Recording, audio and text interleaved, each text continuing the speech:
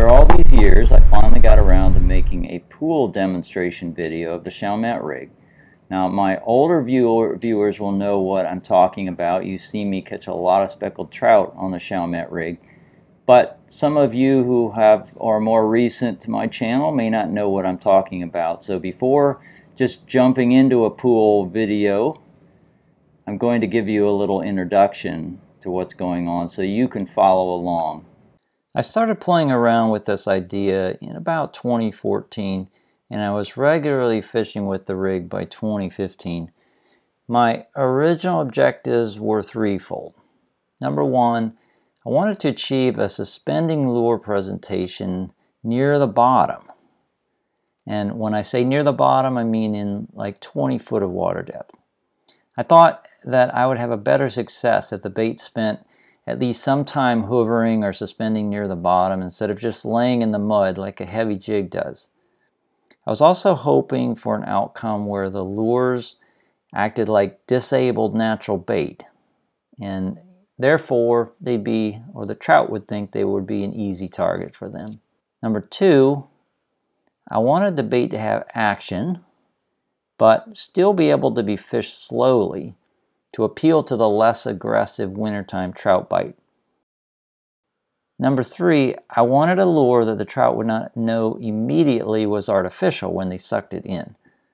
And with that, I was hoping that I could have more slackline fishing, because slackline fishing can sometimes make the lure look a little more natural. I have a video that covers the entire materials and building technique for the Chalmette rig, so I'm not going to duplicate that here. I'll link to the video in the description, but you do need to know the basics of the rig to follow along. So here are the basics of the rig. Number one, it has a sliding sinker, which you should select by the depth you're fishing in the current conditions. But typically I use a sinker in the 1/2 ounce to 1 ounce weight range, and preferably a rattling style sinker. Number two, there's a barrel swivel as the sinker stop, onto which you tie about a 3 foot long monofilament leader. And number three, roughly at the center point of the leader there's a floating jig head, and then at the end of the leader is a wide gap finesse hook. Both hooks have swim baits on them, like a soft swim bait like a matrix shad, something like that. As far as working the rig, here is an explanation of my standard method.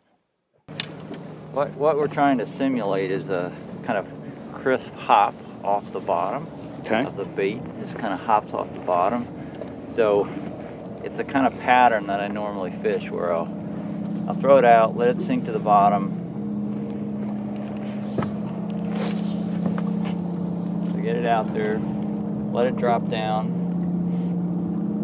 It drops down pretty fast, that weight. And then just tighten it up till you have tension. Reel it down to maybe like 3 o'clock or like this height, and give it a nice sharp jump like that, and then just pause for a second, just hold it there for a second, because they'll often hit it, so you can feel the line. There'll be a bump on the line. If you get a bump on the line, then you got to strike some more.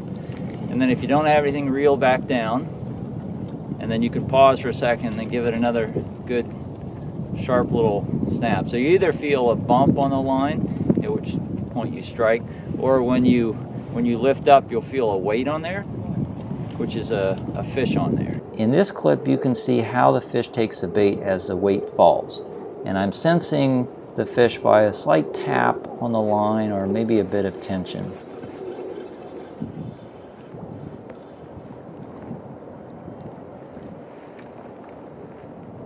It's not the ideal speckled trout bait for all situations. For instance, number one, it's primarily a deep water rig.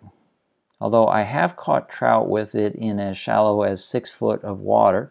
Number two, I don't think it's the most effective bait when the speckled trout are in a maximum energy conservation mode. I found that when they are in that kind of slump, that a jig dragged slowly on the bottom or gently popped along the bottom is more effective.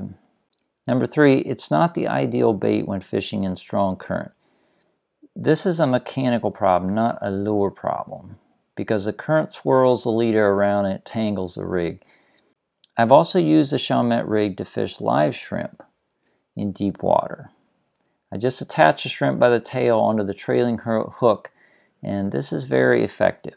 So there it is. If you've always wondered what the Chalmette rig looks like underwater and what kind of action it has, there you go. I hope that was helpful to anybody who has thought about trying it, or I know there are a few people who have built Chalmette rigs and have fished them, and there certainly are a lot of people that have viewed the video called How to Tie the Chalmette Rig. And I encourage you to go there. There's a lot more information in that video if you're more interested in anything about the Chalmette rig.